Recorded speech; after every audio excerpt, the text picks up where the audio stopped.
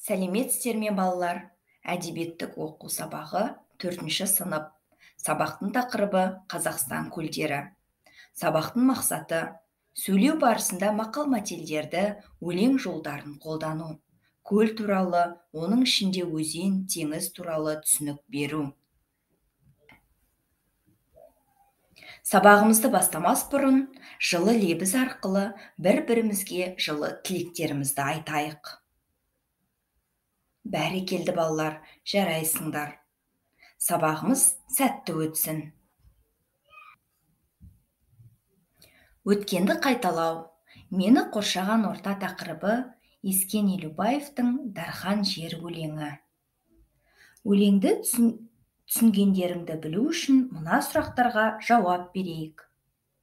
Қоршаған орта дегенді қалай түсінесің? Адам жер бетінде не жасай алды? Табиғат адамға не берді? Жарайсыңдар балалар, өте жақсы түсініпсіңдер. Енді бір-бірлеріңді бас бармақ әдісі арқылы бағалап жіберейік. Келесі біліміңді қолдан әдісі. Көл дегеніміз не? Қазақстанның қандай көлдерін білесің? Көл дегеніміз тікелей теңізбен қосылмаған құрлықтар өңіріндегі суға толы дербес ойыстар. Ауқымды кеңістікті қамтитын суы ащы көл түрлері теңіз деп аталып жүр. Каспий, Арал теңіздері. Жер шарының ең ірі көлі Каспий теңізі, ең терең көлі Байкал. Көл дегенді естігенде құлағымызға өзен, көл, теңіз, мұхит барлығы елестейді. Өзен дегеніміз балалар өзінің табиғи арнасымен ағып жататын ағынды су немесе ағып жатқан тұщы судың табиғи жолы. Өзен басқа бір өзенге, көлге, теңізге, мұхитқа немесе үлкен су қоймасына барып құяды. Өзен жаңбыр суынан, еріген қар мен мұздықтардан, қайнар бұлақтардан, немесе арнасынан тасыған көл суларынан нәр алады. Көптеген өзендер қыраттар мен таулардан басталады. Ал теңіз дегеніміз мұхиттың құрлыққа сұғына кіріп орналасқан, немесе оның өзге бөліктерінен құрлық жағалаулары, түбектер, немесе аралдармен бөлектеніп жатқан кішігірім бөлігі. Теңіз деп кейбір ірі көлдерді де атайды. Мысалы, Арал теңізі, Каспий көлі, Өлі теңіздер. Балқаш көлі. Балқаш көлі Қазақстанның оңтүстік шығысындағы тұйық көл. Аумағы жөнінен Каспий, Арал теңіздерінен кейінгі 3-ші орынды алып жатыр.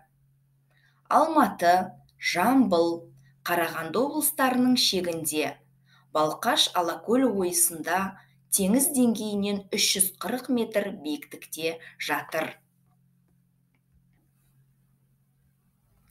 Балалар, бүгін Өтебай Тұрманжановтың Балқаш көлге барайық өлеңін өтеміз. Өтебай Тұрманжанов 1905 жылы оңтүстік Қазақстан облысы Бөген ауданында дүниеге келген. Ауыз әдебиетінің зерттеушісі, көрнекті ақын. Ташкент, Мәскеу қалаларында білім алған. Сыйлық, қызғалдақ, паратта және тағы басқа өлеңдері жарық көрген.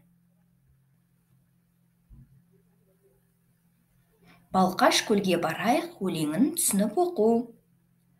Балқаш көлге барайық. Балалар-ау балалар, қатар басып барабар, балығы тайдай тулаған, бақасы қойдай шулаған, Балқаш көлге барайық. Балығын ұстап алайық, суына салқын түсейік, күбідей күп-күп пісейік. Күн шуаққа жатайық, көп қызыққа батайық, ән салып өлең айтайық, ауылға сөйтіп қайтайық. Бұл өлеңдегі балалар сендерге таныс емес күбі сөзі. Яғни күбі дегеніміз ағаштан жасалған, қымыз, іркіт пісетін ыдыс. Келесі өтетін өлеңіміз Тұманбай Молдағалиевтің «Көл» өлеңі.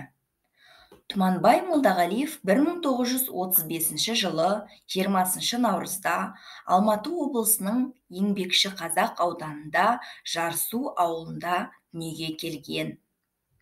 1956 жылы Қазақ мемлекеттік университетінің филология факультетін тамамдаған. Өзінің еңбек жолын Лениншіл жас, қазіргі Жас Алаш газетінде әдеби қызметкер болудан бастаған. Көл өлеңін түсініп оқу. Көл. Жатыр әсем көл тұнып, көзіндей жас ботаның, құшақтаймын толқынын, қуанышқа батамын. Жағадағы тал құрақ өзін содан көреді, қозылардай жамырап, құстар ұшып келеді. Күлімсіреп күн күндіз, көк аспанды шолады, кешке қарай көп жұлдыз кеудесіне қонады.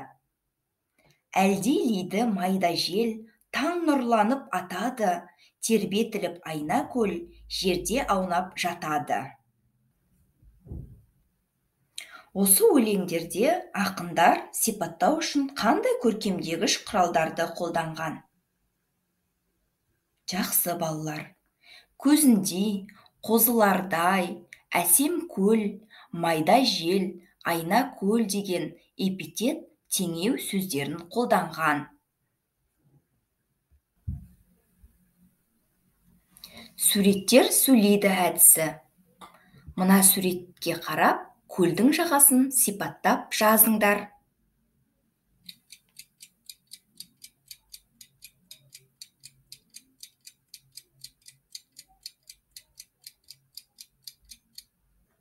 Бәрекелді балалар, жарайсыңдар. Енді балалар, көңілді шарлар арқылы өз-өзімізді бағалап көрейік. Егер өте жақсы орындасақ, жасыл шарды таңдаймыз. Келесі өз ойыңды айтамын. Экологиялық мәселелер шешілмесе, не болуы мүмкін? Өз тарапыңнан не қосар едің? Өз жеріндегі суға байланысты экологиялық мәселелерді анықтаңдар. Бәрекелді балалар, жарайсыңдар. Экология сөзі грек тілінен аударғанда экос – үй, баспана, логос – ілім деген мағынаны білдіреді. Экология жеке организмнің өзара қарым-қатынасын қоршаған тіршілік ортасымен, мекенімен байланыстырып зерттейтін ғылым. Ал эколог дегеніміз қоршаған ортаны қорғайтын маман. Келесі топтастыру әдісі. Экологиялық мәселелер. Экологиялық мәселелерге нелерді жатқызуға болады? Кәне, ойланайықшы.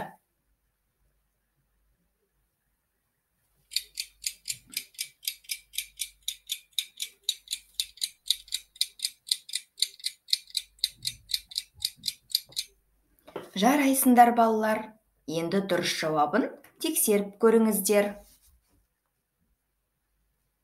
Экологиялық мәселелер, яғни климаттың өзгеруі, тазалықты сақтамау, су қорларының ластануы, ауаның ластануы, табиғи құбылыстардың әсері, қоқысты жинамау. Бәрекелді балалар, барлығың дұрыс жауап бердіңдер. Енді өздеріңді 3 шапалақ әдісі арқылы бағалап жіберейік.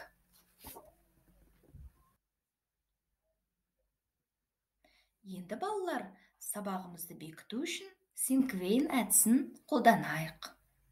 Яғни көлге қатысты 5 жолды өлең құрастырып жазу керек.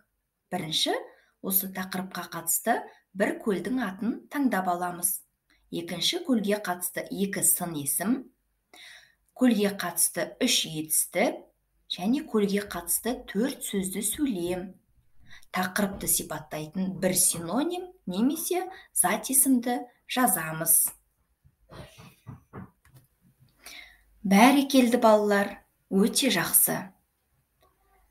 Жақсы балалар, желкенді қайық арқылы кері байланысымызды жазайық. Егер саған сабақ ұнаса және тапсырманың барлығын сәтті орындаған болсаң, желкенді жасыл түске боя. Егер сен сабаққа белгілі бір қиындықты кездестірген болсаң, желкенді сары түске боя. Егер саған сабақ барысында тапсырмаларды орындау қиын болып, мұғалімнің көмегі қажет болса, желкенді қызыл түске бояйсың. Бәрекелді балалар. Үйге тапсырма өзіңнен баста тақырыбына қысқаша ойыңды дәптерге жазып кел. Жақсы. Назарларыңызға рахмет. Сау болыңыздар.